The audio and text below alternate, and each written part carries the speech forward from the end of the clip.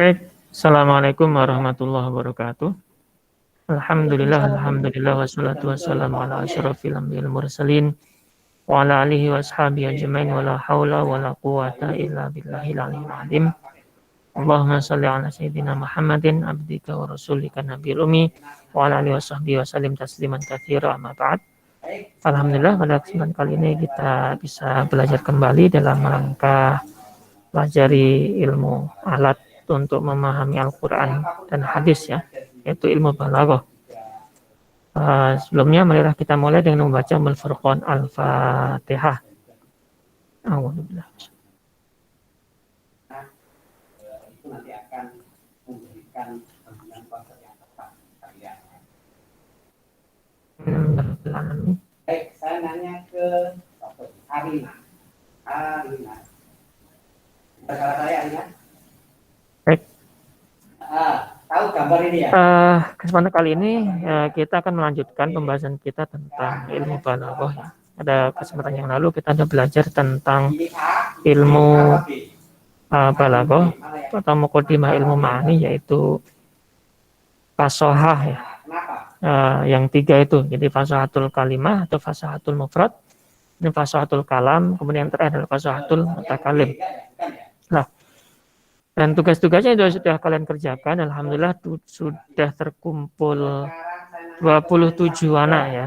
Alhamdulillah. Nah, nanti tinggal dilihat bagaimana penilaiannya. Ini masih proses, jadi belum bisa saya serahkan untuk penilaiannya.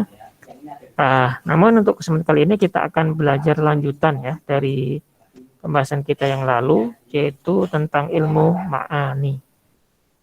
Apa itu ilmu ma'ani? Jadi kita akan belajar tentang ilmu ma'ani. Ilmu ma'ani itu termasuk di antara sub bidang keilmuan dari ilmu balaghah. Itu yang pertama ilmu ma'ani, kedua adalah ilmu bayan, yang terakhir adalah ilmu badi. Nah, masing-masing dari ilmu ma'ani, ilmu bayan, dan badi ini kita pahami. Lalu kita sudah belajar bahwasanya ilmu bayan itu adalah ilmu untuk menjaga dari kesemerawutan pengertian, jadi biar enggak semerawut pengertiannya, biar jelas pengertiannya.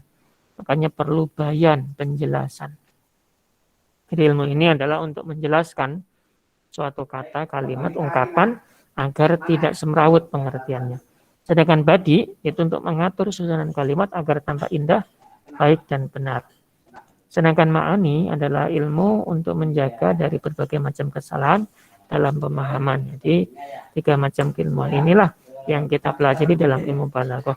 Namun karena waktu, karena kesempatan kita terbatas, jadi kita pelajarinya cuma satu sub bidang keilmuan, yaitu ilmu ma'ani. Oke. Tiga macam ilmu ini itu satu kesatuan sejatinya. Namun tadi sudah saya ungkapkan, kita hanya bisa mempelajari satu bidang ilmu ya, yaitu ilmu ma'ani. Apa itu ilmu ma'ani? Menurut yang ditulis oleh Syekh Abdurrahman Shogir Al-Akhdari dalam kitabnya Jawharul Maknun, ilmu ma'ani adalah ilmun bihi lumuqtadul hali yura lafdun mutabiqun fihi dzukira.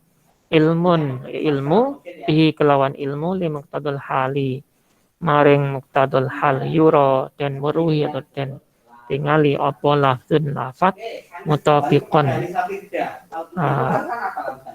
lawan sesuai. Nah,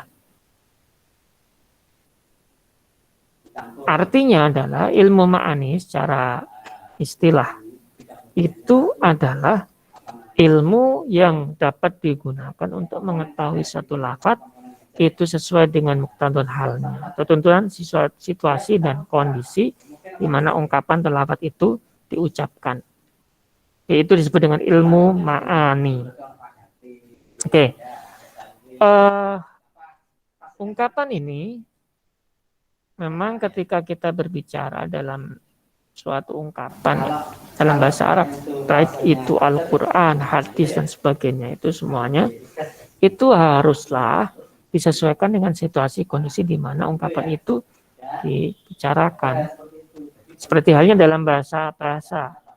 Contoh bahasa Indonesia, ketika kita berbicara dalam suatu ungkapan, maka itu harus disesuaikan dengan suatu kondisi. Kalau tidak, nanti ungkapannya tidak bisa dipahami secara maksimal atau bahkan salah dipahami atau malah tidak sesuai pemahamannya. Contohnya apa?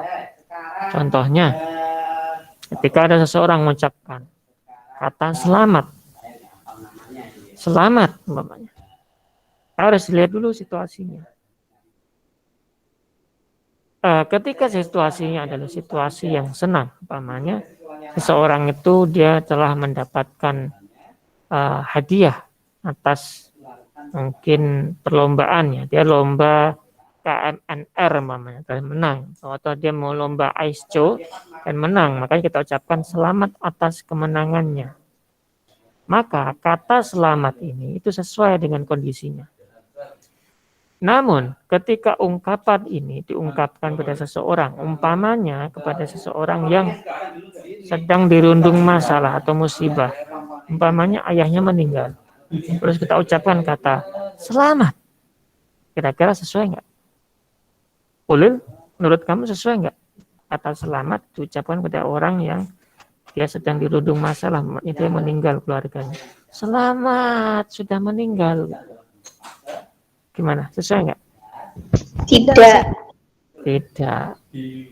Makanya ungkapan itu harus sesuai dengan situasi kondisi atau dengan muktadul halnya. Itu mengapa ilmu ini kita pelajari. Jadi untuk memahami suatu ungkapan itu biar sesuai dengan situasi dan kondisi. Contohnya ini dalam lafaz ini. Wa anna la nadri asyarun urida biman fil ardi am aroda bihim rabbuhum rosyada. Wa anna la nadri, dan sesungguhnya kami, ini dalam surat jin ya, makanya yang diungkapkan di sini adalah tentang ceritanya jin. Wa anna la nadri, dan kami ini jin ini tidak mengetahui asyarun urida biman fil ardi am aroda bihim rabbuhum rosyada. Asyarun urida, apakah kejahatan yang diinginkan biman fil ardi, dengan orang yang ada di bumi, am aroda bihim rabbuhum rosyada, ataukah aroda menginginkan bihim kepada mereka Tuhan mereka rosyada, kebaikan. Dari ungkapan ini kita akan tahu ada perbedaan kata, yaitu kata urida dengan aroda. Urida di sini ini adalah fi'il majhul. Dari kata aroda di sini menjadi bentuknya majhul atau uf'ila, jadinya uf'ila. Ya, uf'ila. Uf'ila jadinya adalah bermakna urida di sini diinginkan. Jadi aroda itu menginginkan atau menghendaki, sedangkan urida adalah dikehendaki. Sedangkan aroda itu menghendaki atau menginginkan. Nah, kata urida di sini yang perlu kita tanyakan dari makna dengan aroda. Kalau urida itu artinya yang dikehendaki. Pertanyaannya, yang dikehendaki ini apa? Syarrun atau domir. Rojiknya atau rujuknya adalah kata syarrun, kejahatan. Berarti yang dikehendaki ini naibul fa'ilnya adalah kejahatan. Loh, terus siapa yang menghendaki kejahatan kira-kira? Kita cek sekarang. Kata aroda di sini adalah fi'il maklum atau bentuk aktif ya. Nah, berarti ada fa'ilnya di sini. Fa'ilnya siapa? Rabbuhum, Tuhan mereka.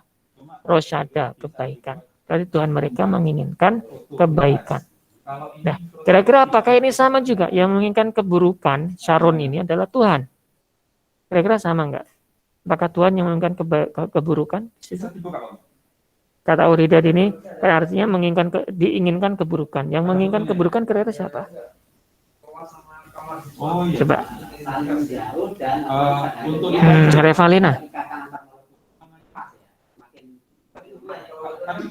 Belum terlalu jelas, Ustaz. Saya belum paham. Oke. Coba, kata aroda tadi kan menghendaki. Ya.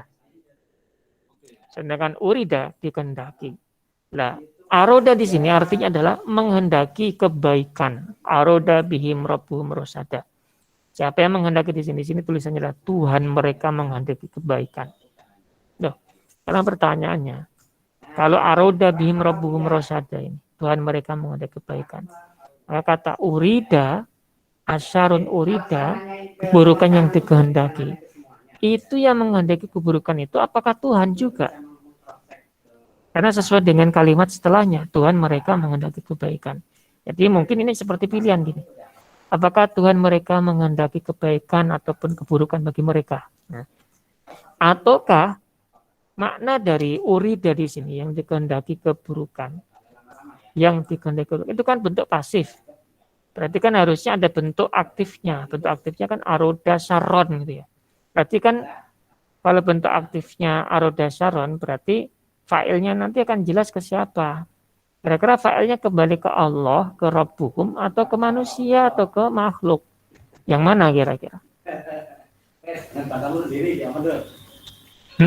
Ke Tuhan. Tuhan, berarti yang menghendaki keburukan juga Tuhan.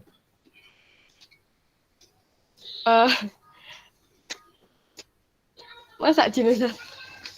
Nah, jadi ini pertanyaan. Ini pertanyaan jin. Atau ungkapannya jin. Kepada mukhatab ya. Jin berkata gini. Wa anna, dan kami itu nggak tahu. Sebenarnya itu asarun urida biman fil ardi. Apakah keburukan itu dikehendaki terhadap orang yang di bumi itu, ataukah Tuhan mereka menghendaki kebaikan bagi mereka? Kan begitu dia bertanya gitu. Atau mengungkapkan itu. Dari ungkapan ini kita tahu perbedaannya. Bahwa yang menghendaki keburukan itu bukan Tuhan. Siapa? Manusia. Mereka yang menghendaki kebaikan itu ya Tuhan. Manusia sendiri yang berbuat salah itu, berbuat keburukan. Kita tahu ini dari mana? Kita tahu ini dari bagaimana bentuk ungkapan ini sama ini. Itu dipelajarinya di ilmu ma'ani. Nggak apa-apa kalian nggak paham atau nggak so ini karena memang belum mempelajari ilmunya. Nggak masalah. Yang jelas dengan ilmu ini kita akan tahu bagaimana suatu ungkapan itu lebih sesuai pemahamannya. Contohnya yang ini. Siratal ladzina an'amta 'alaihim dari surat Al-Fatihah. Ghairil maghdubi 'alaihim waladdallin. An'amta 'alaihim. An'amta engkau anugerahi 'alaihim pada mereka apa? Nikmat-nikmatmu. Ghairil maghdubi 'alaihim. Bukan jalan orang yang dimurkai. Pertanyaannya dimurkai oleh siapa? Di situ kan nggak ada tulisannya. Allah kan nggak ada. Ini kata an'amta engkau Allah. Yang ini maktub. Kira-kira dimurkai siapa? Yang memurkai siapa kira-kira? Artinya memang sudah ada sih itu kan dari ilmu balaghah. Nur Ayu?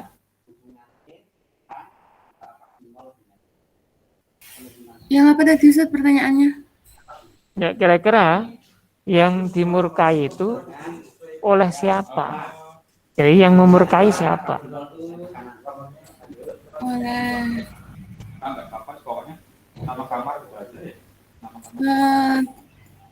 Allah Ustaz. Ya iya udah ada tulisannya itu karena pengertian terjemah itu berasal dari ilmu ma'ani.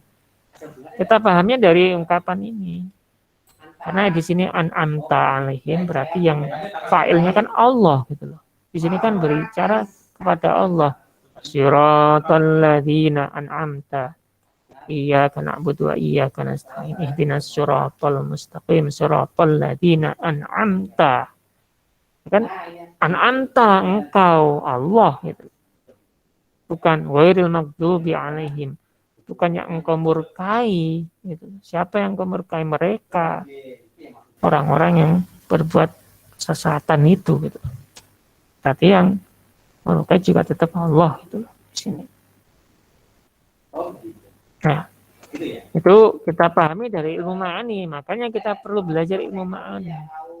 Kalau kalian tadi belum paham ilmu ini nggak apa-apa, belum belajar gitu.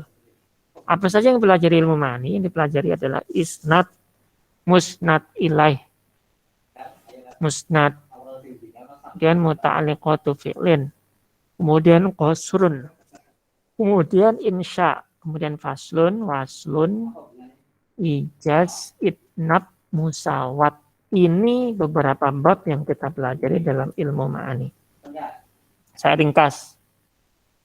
Jadi pelajaran dalam ilmu ma'ani ada beberapa hal. Yang pertama isnad, musnad ilaih, musnad, muta'alliqatu fi'lin, qasr, insya, fasl, ijaz, itnab, musawat. Kalian akan bertanya-tanya, apa itu musnad? Apa itu musnad ilaih? Apa itu isnad? Ya, apa itu yang perlu ditanyakan.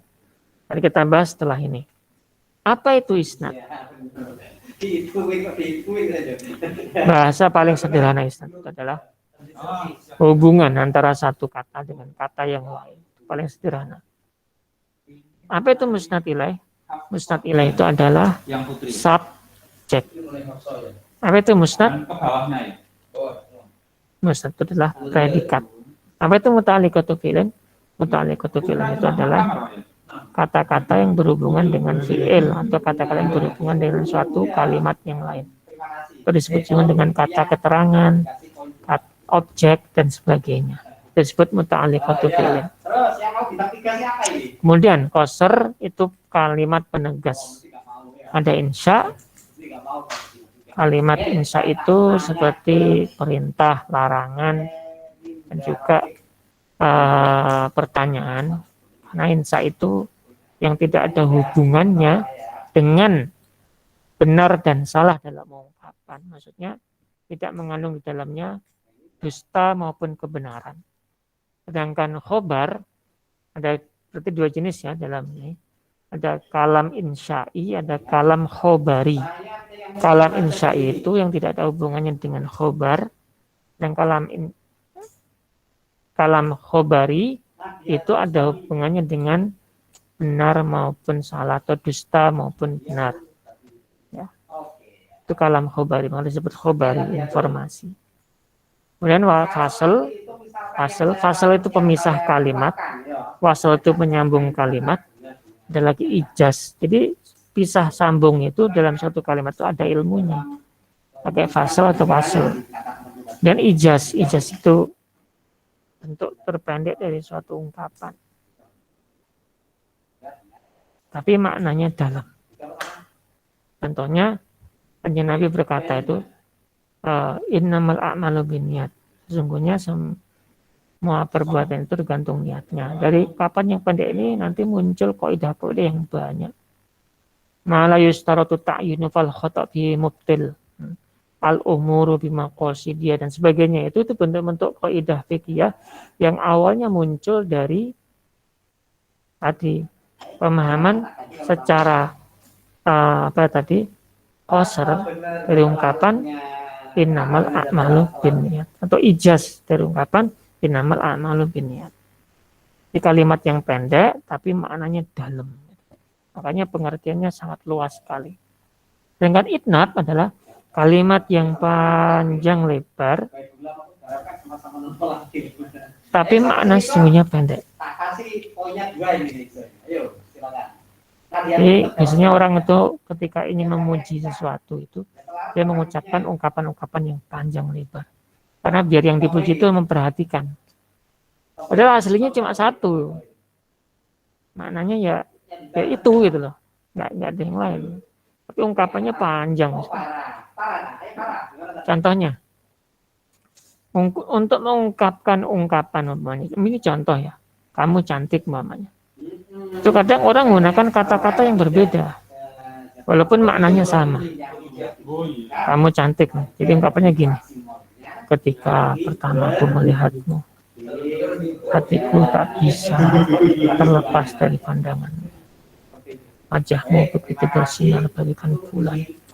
Sorot matamu begitu menusuk ke dalam relung-relung jiwa sehingga tak bisa kulupakan hingga setiap detik nafasku. Nah, umpamanya kayak gitu. Padahal maknanya satu, kamu cantik. Tapi ketika diungkapkan dengan bahasa itnab jadi panjang lebar. Bisanya memang untuk memuji dan sebagainya. Itu tergantung siapa yang diajak bicara. Itu itnab. Dan lagi musawat. Musawat itu ungkapan yang diucapkan itu sama artinya gitu, dengan maknanya. Artinya apa yang diucapkan sama aja. Gitu. Seperti ini penjelasan saya ini, sama aja apa yang saya omongkan itu nggak ada panjang lebarnya. Ya, apa yang diomongkan sama dengan maknanya, itu namanya musawat itu. Tuh diantaranya. Oke, saya lanjutkan. Nah, isnad itu isnad itu adalah apa itu isnad? Ing dimamu kalimah al-musnad ila ukhra aji musnad ilaih ala wajhi yufidul hukma bi ahadihima ala ukhra tubutan aw nafyan.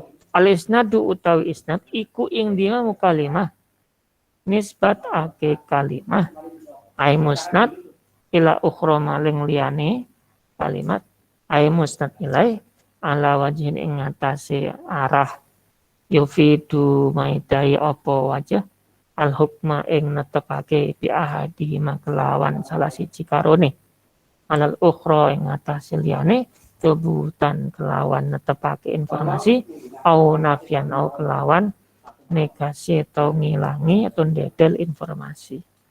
Seperti itu.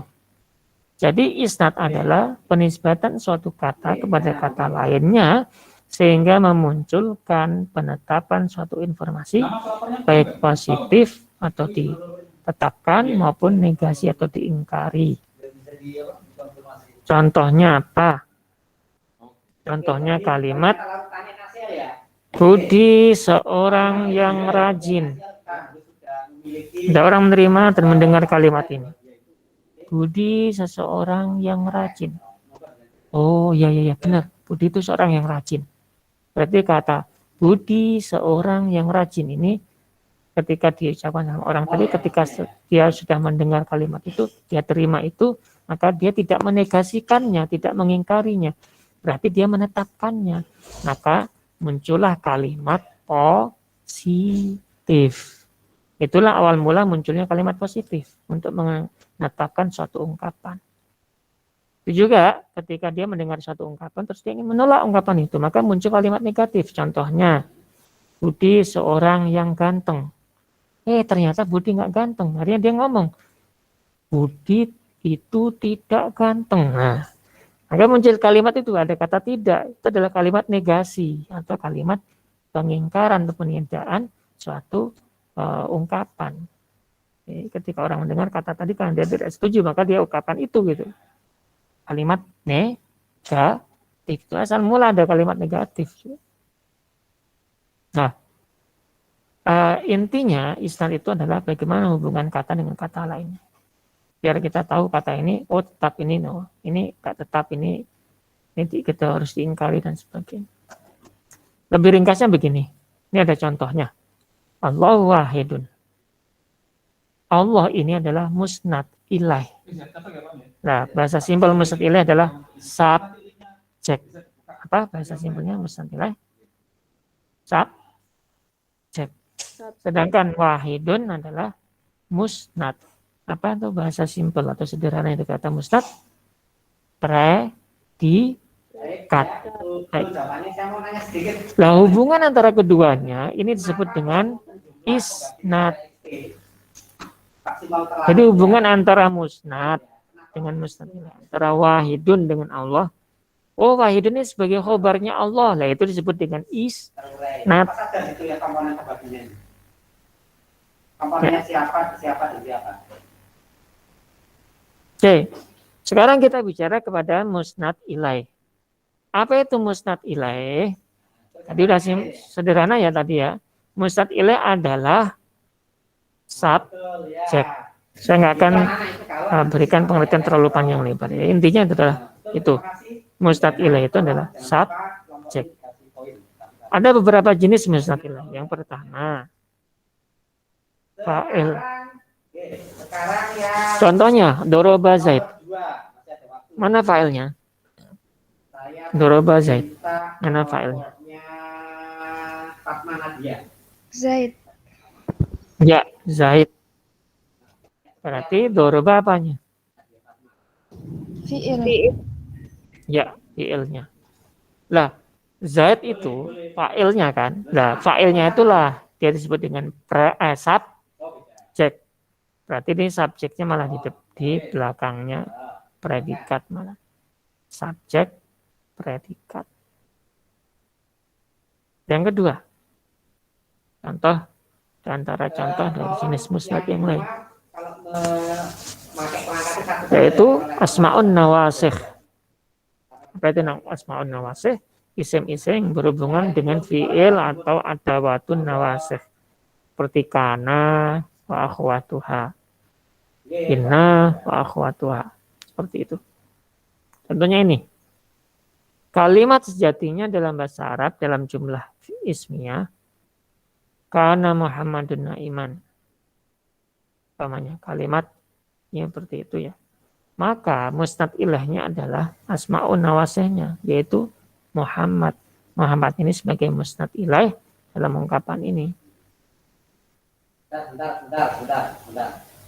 Sedangkan na'iman itu sebagai predikat atau khobar kana. Sedangkan Muhammad adalah isim kana. Kemudian berikutnya adalah mubtada. Yang jadi musnad ilaih adalah mubtada. Mana kira-kira mubtada dalam kalimat ini? Muhammadun na'imun. Yang mana? Muhammadun. Bagus. Muhammad itu adalah mubtada atau disebut dengan bahasa balaghahnya adalah musnad ilaih. Apa? Musnad ilaih. Ya, musnad ilaih. Sedangkan na'imannya apa naim? Khobar. Khobar atau disebut dengan Predikat. ya, predikat atau musnad. Oke. Kemudian setelah itu adalah maf'ul yang pertama dari donna. Contohnya donantu alian hadiron ya. Donantu alian hadiron. Saya mengira Ali itu telah datang. Maka kata sebenarnya di sini ada dua kalimat ya, dalam satu kalimat ini ada dua kalimat. Makanya kalimat ini disebut kalimat majmu'. Nah, donantu alian hadiron. Donantu saya mengira Ali itu telah pergi. Telah datang.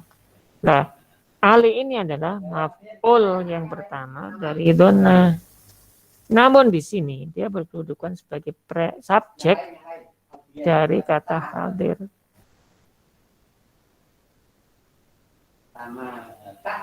Selain ini, apa lagi? Maf'ul kedua dari ara. Ara itu tilmidal fardhu murattabatan. Saya memperlihatkan kepada murid bahwasanya fardhu sebuah kewajiban itu adalah murattabatan, diwajibkan atau ditertibkan. Kewajiban itu harus ditertibkan. Maka kata fardhu ini adalah subjek dari kalimat fardhu murattabatun. Sedangkan ara'aita tilmid itu merupakan classroom. Tadi al-fardhu ini sebagai subjeknya atau musnad ilaih, murattabatan ini sebagai predikat atau di sini khobarnya. Dan ara'aita tilmid, ara'aita ini juga tanya adalah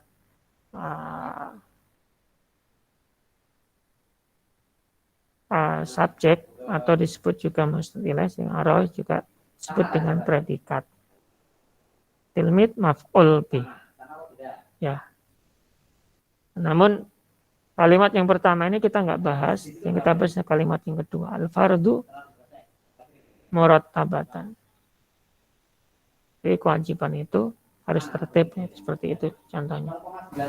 Nah ini fardu ini disebut juga sebagai pakai selalu sendiri aja. Oh, 31 koma ini ya.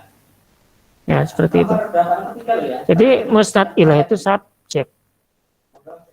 Sedangkan aroitatil mid al fardu murattabatan ya, ini ada dua kalimat di sini. Pertama aroitatil mid, yang kedua al fardu murattabatan.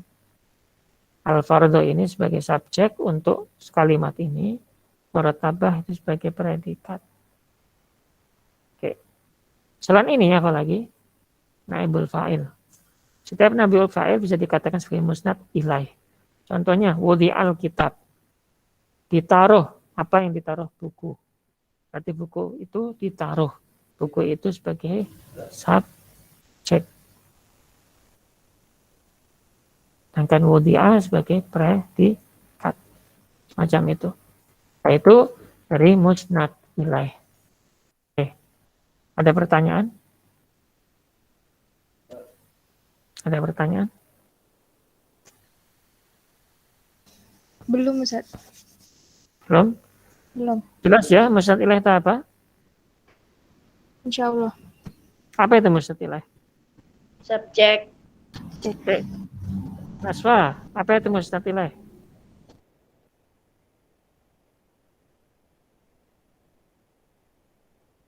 Apa musnad ilaih?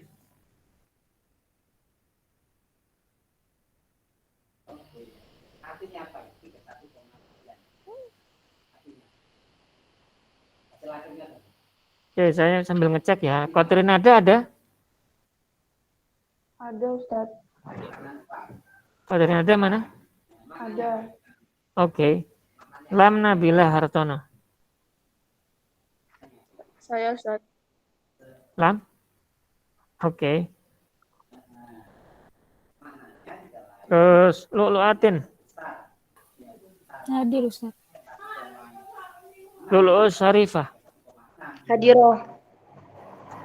Narilda Adistya. Sakit Ustadz. Sakit. Nggih. Narilda ya. Mayang. Hadiroh, Ustaz. Nah, dia. Nah, berarti kalau misalkan ya kita bandingkan dengan hasil yang dua tadi. Gula. Naila. Naila. Hadirah Ustadz. 30. Kalau yang Nasfa. berapa? 1,6 ya. Berarti besaran mana? Ya walaupun udah ada di absen di sini ya, barangkali ada yang kelewatan. Oh ya, berarti nanti banyaknya uang, banyak siapa? Uang apa bulan? Nuha Banin. Banyak urea. Banyak urea. Kita lihat hasilnya. Tapi kan itu pasti. Oke. Nurayu Rabi'atul Himmah. Hadirah Ustadz. Oke. Terakhir. No Syakira. Ya. Hadiroh, Ustaz. Oke, Octavia Nur. Sudah. Sekarang. Hadiroh, Ustaz. Oke. Rahma Suraya Nur. Hadirah Ustadz. Evalina Setia. Oh, sudah. Saya belum sampai. Kevalannya. Ngatung-ngatung. Reva, koneksinya putus-putus, Ustaz. Oke, putus nyambung ya. Soal tidak seperti itulah ya nanti. Oke. Nyambung terus sama suaminya. Rifqah Alia Tama. Rifqah Salsabila. Foto lah. Hasilnya sama lah. Ya, wes. Salsabila Rodotul Fardan. Hadirah Ustadz. Sarina Nur. Hadirah Ustadz. Siti Fadilah. Hadirah Ustadz. Sri Asih. Hadiroh, Ustaz. Suhaila. Hadiroh, Ustaz. Tuti Alawiyah. Hadiroh, Ustaz. Ulil. Hadiroh, Ustaz. Terus Vanessa. Hadirah Ustadz. Yusifa, Hadirah Ustadz. Zahwa. Hadir Ustadz. Oke. Tadi yang tidak hadir tadi siapa? Marelda ya. Iya Ustadz, Marelda sakit.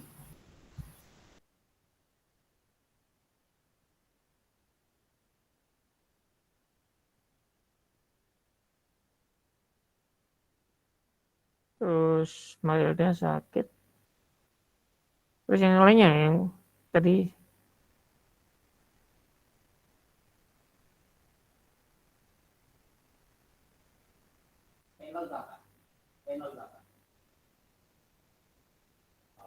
yang lainnya siapa? Yang belum.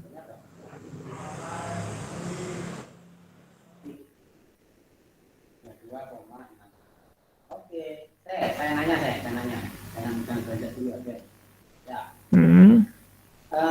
Berarti di situ Oke. Dah sebentar waktu itu. tekanan uap larut. Nanti akan saya share apa yang saya sudah jelaskan. Ini mungkin ada yang mungkin complicated ya, bisa diulang kembali. Dan filenya juga akan saya share di grup Google Classroom untuk PowerPoint-nya barangkali ada yang butuh. Sedangkan ini materinya sebenarnya sudah ada di dalam PDF yang sudah saya share ke kalian ya. Dalam itu modulnya sudah ada itu. Jadi tinggal mengulang aja dalam modul itu. Intinya kita akan belajar tentang ini, struktur kalimat ya, biar nanti lebih jelas bagaimana memahami suatu ungkapan dalam bahasa Arab. Itu saja, kurang lebih mohon maaf, kita cukupkan ya pertemuan kita karena waktunya sudah terbatas. Biar nanti kalian bisa istirahat sambil tidur biar nggak capek. Kayaknya matanya udah sembab, ada yang atau sembab karena apa, ada yang capek, mungkin ada yang sembab karena menangis atau menangisnya kenapa. Saya nggak menangisi diri aja ya. Dan jangan menangisi yang sudah berlalu, biarlah yang berlalu. Karena masih ada yang akan datang itu yang lebih banyak lagi. Apa itu masa depan kalian cerah.